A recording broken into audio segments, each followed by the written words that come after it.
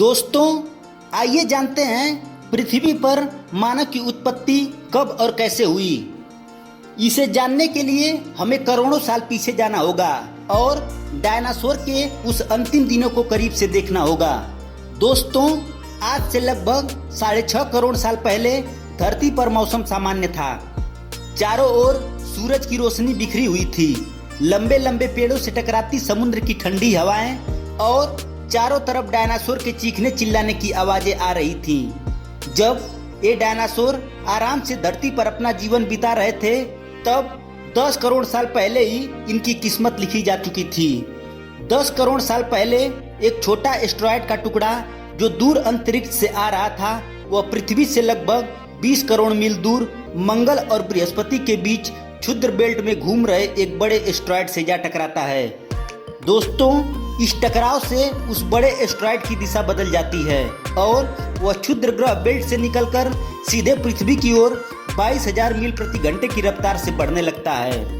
जब ये एस्टेरॉयड पृथ्वी से 3,84,000 किलोमीटर की दूरी पर था, तब शायद धरती से डायनासोर का अंत न होता यदि यह एस्टेरॉयड पृथ्वी के उपग्रह चांद से जा टकराता।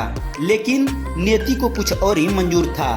दोस्तों, इसलिए बड़ा एस्टेरॉयड चांद के बहुत नजदीक से होकर गुजर गया। 40 किलोमीटर की व्यास वाला ये ट्रिलियन मैट्रिक टन का एस्टेरॉयड प्रत्येक सेकंड के साथ साथ पृथ्वी की तरफ बढ़ता जा रहा था। ये एस्टेरॉयड जब पृथ्वी के वातावरण के संपर्क में आया तो इसकी रफ्तार लगभग 70,000 किलोमीटर प्रति घंटा हो गई। पृथ्वी के वायुमंडल में घुसते ही घर्षण की वजह से यह एक भयानक आग के गोले में बदल गया। दोस्तों, ये इतनी रफ्तार से धरती की ओर बढ़ रहा था कि सिर्फ 4 मिनट में इसने अटलांटिक ओशियन को पार कर लिया था। इसमें चमक इतनी अधिक थी कि पृथ्वी पर टकराने से पहले ही हजारों जीव आग के इस दहकते गोले को देखकर पूरी तरह अंधे हो चुके थे। ये जीव उस उल्का को देख नहीं पा रहे थे, लेकिन वह इसकी भयानक गर्मी को महसूस कर रहे थे। कुछ ही क्षण में ये एस्टेरॉयड सीखों की खाड़ी के पास जमीन से जा टकराता है और लगभग यह 35,000 डिग्री सेल्सियस ऊंचा वाला एक भयंकर विस्फोट होता है। इस टकराव का विस्फोट लगभग 10 हाइड्रोजन बम के विस्फोट के बराबर था। ये विस्फोट इतना शक्तिशाली था कि इसके टकराते ही धरती की लाखों टन धातु अंतरिक्ष में चली गई। टकराने वाली जगह पर 180 किलोमीटर चौड़ा 20 किलोमीटर गहरा गड्ढा बन गया। विस्फोट के कारण इस गड्ढे का सारा मेटल और पत्थर आसमान में धूल के बड़े बड़े बादल में बदल गए। दोस्तों, 16 मिनट 40 सेकंड बाद जमीनी टकराव की वजह से धरती के अंदर चारों ओर 12.1 तीव्रता की भूकंपी तरंगें उठने लगी। इस वजह से समुद्र में विशालकाय लहरों का निर्माण हुआ और एक के बाद एक सुनामी की लहरें चारों तरफ बढ़ने लगी। भूकंपी तरंगों ने सभी सक्रिय ज्वालामुखी को दहका दिया, जिसके कारण जगह जगह डायनासोर का विनाश शुरू हो गया। धरती के महाविनाश की प्रक्रिया आरंभ हो चुकी थी। दोस्तों, इस भयानक विस्फोट में रेडिएशन की मात्रा इतनी बढ़ गई कि इसके 8,000 किलोमीटर के दायरे में आने वाले सभी जीव जंतु जलकर पूरी तरह राख के ढेर में बदल गए थे। इस महान विनाश में उड़ने वाले डायनासोर जमीनी खतरों से तो बच निकले, लेकिन जो लाखों टन मेटल, धूल और पत्थर अंतरिक्ष में गए थे, ठीक 40 मिनट बाद आग के गोले के रूप में धरती पर बरसने लगे। साथ ही धूल का एक बहुत बड़ा तूफान 60,000 किलोमीटर प्रति घंटे की रफ्तार से पृथ्वी की दूसरी तरह मौत लेकर आ रहा था। धूल के बादल कई किलोमीटर मोटे थे, जिसके वजह से धरती पर सूरज की रोशनी पहुंच पाना असंभव हो गया था। गर्म हवाओं का तापमान 100 डिग्री सेल्सियस से ज्यादा होने के कारण धरती पर लगभग सभी पेड़ पौधे की आबादी जलकर खाक हो गई थी। दोस्तों, विस्फोट के 90 मिनट बाद धरती का तापमान 200 डिग्री सेल्सियस तक बढ़ गया। इसकी वजह से जो डायनासोर विस्फोट के इलाके से कोसों दूर चले गए थे, इस गर्मी से बच नहीं पाए। इस महाप्रलय से लगभग 90% प्रजाति धरती से खत्म हो गई थी और 10% जीव धरती पर बच गए थे। उसमें सिर्फ वही जीव जिंदा रह सके थे जिनका वजन 30 किलोग्राम से कम था। इसका कारण ये थे कि उस महाप्रलय में लाखों की संख्या में जीव मारे जा चुके थे और पेड़ पौधे की सारी आबादी भी जलकर राख हो गई थी, जिसके चलते यहाँ जो बड़े और विशालकाय जीव बच गए थे उन्हें भरपूर मात्रा में खाना पीना न मिल सका। ये महाप्रलय किसी अन्य जीव के लिए फायदेमंद साबित होने वाली थी।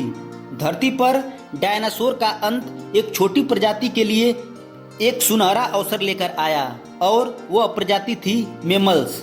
दोस्तों, आइए जानते हैं मेमल्स क्या थे और कैसे बच गए। दोस्तों, आज से करीब 40 लाख साल पहले अफ्रीका के पूर्वी इलाके में एक नए पर्वत श्रृंखला का निर्माण हुआ, ईस्ट अफ्रीकन रिफ्ट वैली। ये पर्वत यहाँ आने वाले मौसमी हवाओं के लिए एक अवरोध बन गई थी और इस वजह से यहाँ के जंगलों में बारिश आनी बंद हो गई। यहीं इसी जंगल में रहते थे एप्स। ये पेड़ के ऊपर रहते थे जहाँ इनको खाने की कोई कमी नहीं थी। इस वजह से ये हमेशा पेड़ों पर ही रहते थे। लेकिन अब यहाँ समय के साथ साथ सूखा पड़ने लगा। बिना बारिश के जंगल पूरी तरह साफ हो गए। एप्स के लिए खाने की समस्या उत्पन्न होने लगी। दोस्तों, खाने की तलाश में इन्होंने पेड़ों से उतरने का निर्णय लिया, जो थे आर्डिपिथेकस रेमेडीज। ये हमारे पूर्वज थे जिन्होंने बहुत बड़ा निर्णय लिया था। इनका दिमाग एक संतरे जितना बड़ा था और आकार में 4 फीट लंबे होते थे। कई हजार सालों के विकास कर्ण के बाद हमारे पूर्वज 2 पैरों पर चलने लगे। इससे ऊर्जा कम खर्च होती थी। दोस्तों, ये चलते हुए भी खा सकते थे। अब इनका दिमाग भी तेजी से बढ़ रहा था। ये धीरे धीरे होशियार बन रहे थे। समय के साथ साथ विकास की प्रक्रिया चलती रही और हमारे पूर्वज धीरे धीरे विकसित होने लगे और इनका दिमाग भी धीरे धीरे बड़ा होने लगा। समय के साथ साथ इन्होंने पत्थरों से हथियार बनाना सीख लिया। दोस्तों, अब शिकार करना काफी आसान हो गया था। समय के बीतने के साथ साथ हमारे पूर्वजों ने आग को काबू करना सीख लिया। दोस्तों, आग की खोज हमारे पूर्वजों के लिए सबसे बड़ी खोज थी।